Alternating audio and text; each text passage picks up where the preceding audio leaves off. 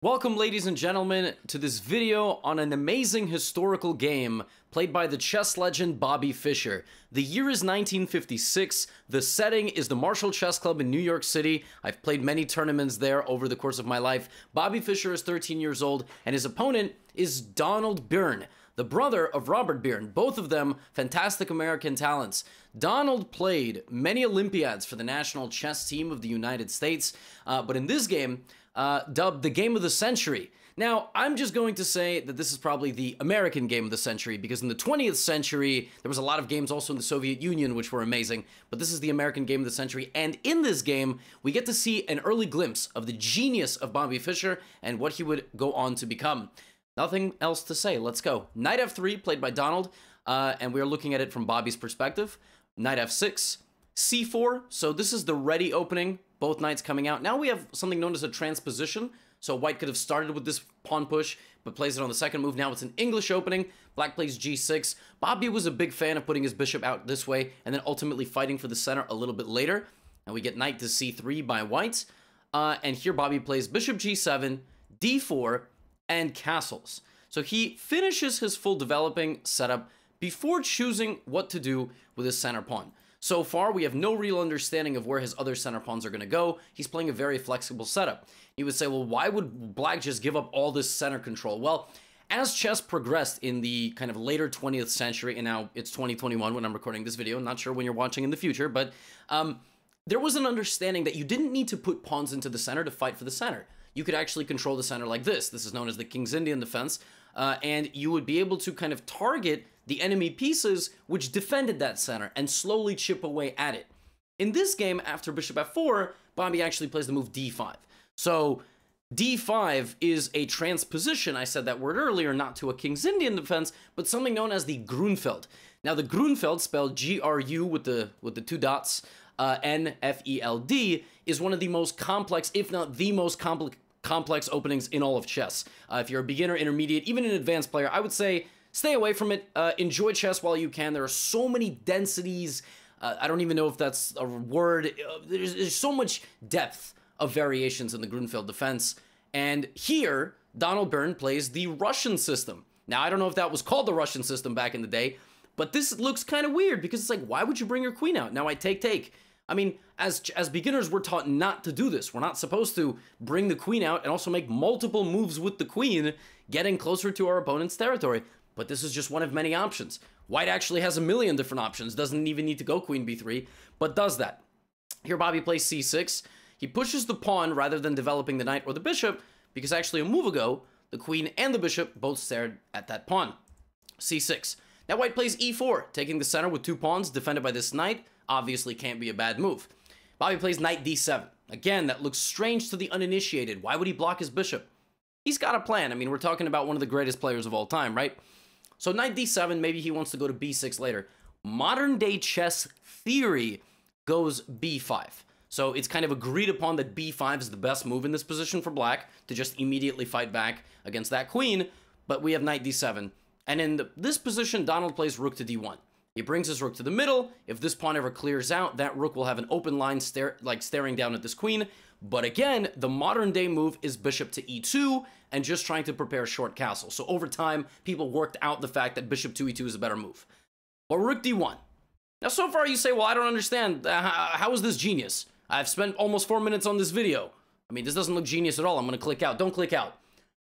I will reward you for sticking around. Knight to b6 attacks the queen. And officially, after queen to c5 in the year 1956, we got a position that had never been reached before in recorded games. Maybe two drunk guys at the local bar played this position, but this position had never been seen before. Up until this point, the only thing that happened was queen b3, bishop e6, and something like queen c2. And you would say, well, why would you go here, here, here, and then just go back? I know. It doesn't look like it makes any sense, but the best players somehow make it work. So we get queen to c5, just lurking around the territory. Bobby's on his own, and he develops this bishop out to g4. Now here, a rather strange move gets played. Bishop to g5. The way I can summarize this move, and why it's not great, is like, white hasn't finished developing his pieces, so he should do that. Like, he should play bishop to e2 and just get prepared to castle. But he plays this move. He's trying to get confrontational against the guy who's already set. All of Bobby's pieces are out. The knights, the bishops, and the king is castled already to safety. So here, it's time for black to start taking action. And he takes action in a way that, well, frankly, is just dazzling. He doesn't just finish his development or bring a rook or something. He plays knight to a4, the first punch. Wait, what? Can't that just be taken? Well, it can't, actually. In the game, we got queen a3. Knight a4 attacks these two pieces.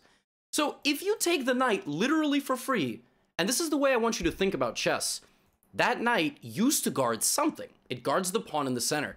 Bobby's idea was to take, hitting the bishop that just moved there, punishing his opponent, and the queen. And when you take the bishop, this knight has to take it, and this bishop doing something called pitting the knight to the rook would take the rook. So for example, something like queen b4, we would get takes, takes, takes, takes, and even though material is equal, if you count everything, it's all equal. White's got two knights, and black has a rook and one extra pawn. Black is crushing here, because you're just going to kick out this knight, you will take on d4, and you are just gonna open this up. I mean, this is not gonna end well, because White's king is stuck in the center of the board. So Donald didn't want that to happen, so he went back with the queen, and Bobby traded knights. And you would say, why did he do that?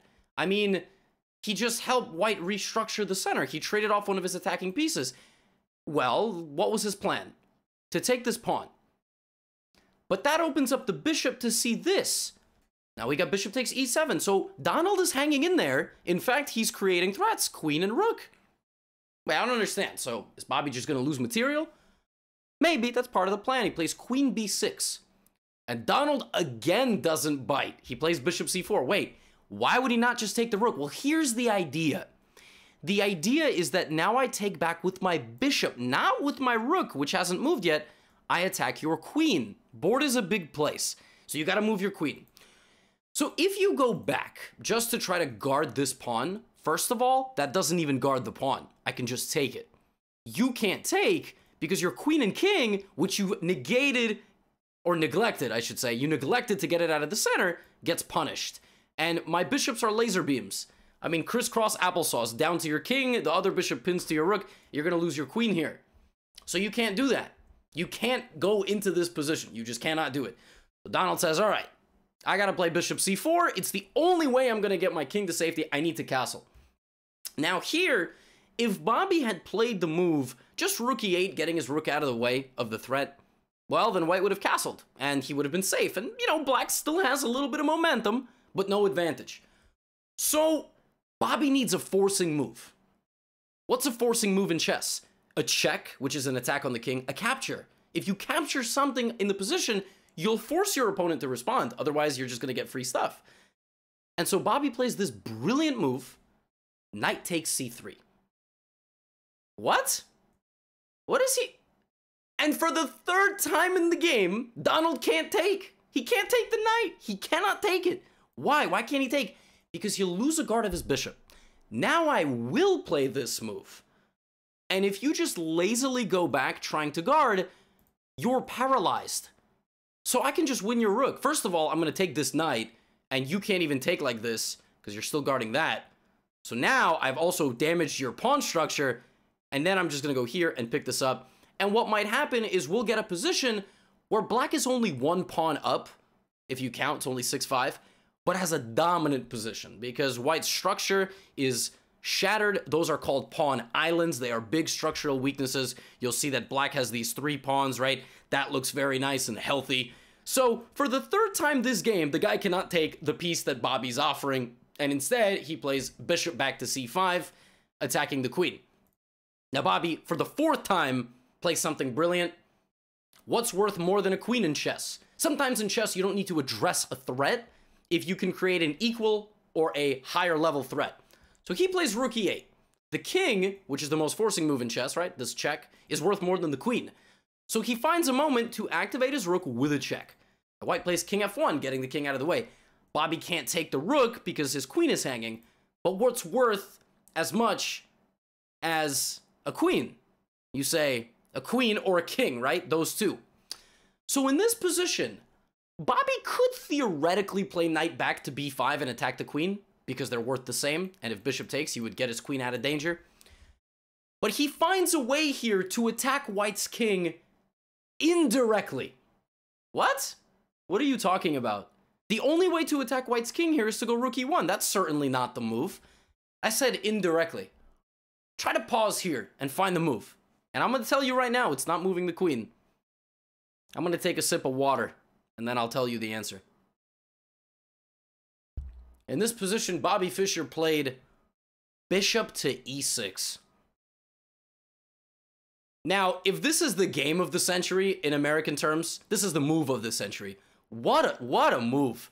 So, for the 4th or 5th time or whatever, Donald Byrne cannot take the offering. He can't do it. He took the queen, but he can't take this. Why? Not because I'm going to take back, but because you've cleared out this diagonal to the king. The game will end with check. You can't go here because my queen comes in and its mate, guarded by my knight. So this, and now we would get one of the most beautiful tactical sequences in all of chess, the Smothered Mate. When you get knight jumping into e2, the king moves, and the absolutely beautiful double check. The knight avoids being captured because the queen also attacks the king. Again, if the king goes here, we have the same mate, even though the knight would guard from the other side. King goes here, and now the beautiful queen f1! Rook takes and checkmate! The king smothered by his own allies! Now, you say, that didn't happen though, right? I would have loved if that happened. That's not what happened. But again, I'm showing you that's how chess works. We have variations. We have what did happen, and here's what could have happened. But that is why you can't take that bishop. Because bishop takes would have led to this unbelievable thing. So Donald said, well, damn, let me just take this queen and see what happens. So now Bobby takes the bishop with a check. And here he engages in something known as a windmill, which is when you check, and anywhere you move the knight, it's going to be checked by the bishop.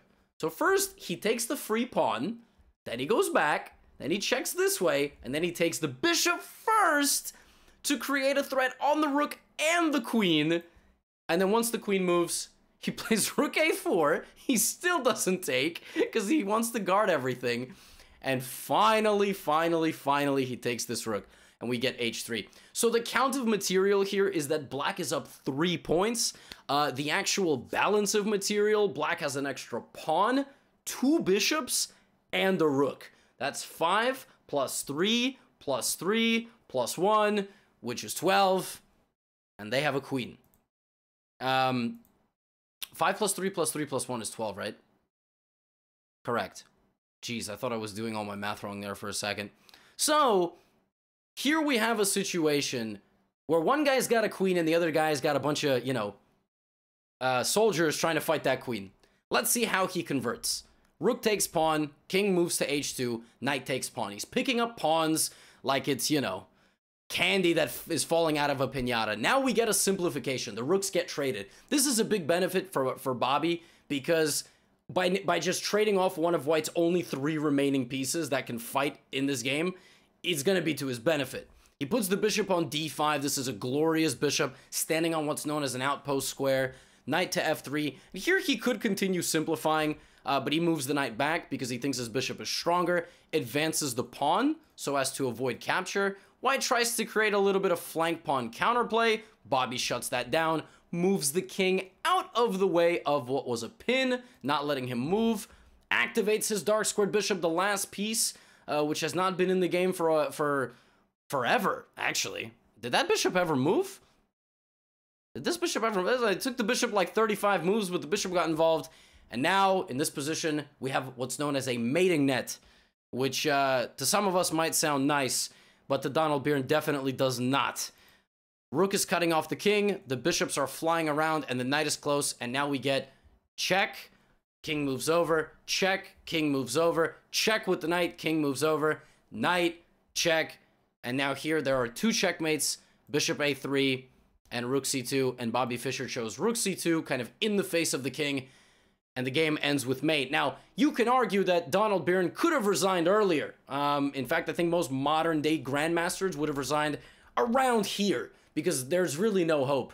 But credit to him for actually not resigning and allowing the game to be fully played out, just allowing Bobby a chance to convert. Or who knows, I wasn't around in 1956. Maybe he was just mad. Maybe it was like, damn, I can't believe I lost to this young whippersnapper, or whatever they said in, you know, in the mid-20th century. But with this game, it's actually funny because Bobby didn't have a good tournament at the Marshall Chess Club, but this was a sign of things to come. And further down the line, Bobby went on to win the US Championship, and this kind of game served as a big confidence booster to the young player, which really is how growing in chess works. You need that big breakthrough game. I remember my first win over a 2200 rated player, a master. Actually, that game was in a brand new opening that I had learned just months prior, so that was a huge boost of confidence and led to a streak of good results for me.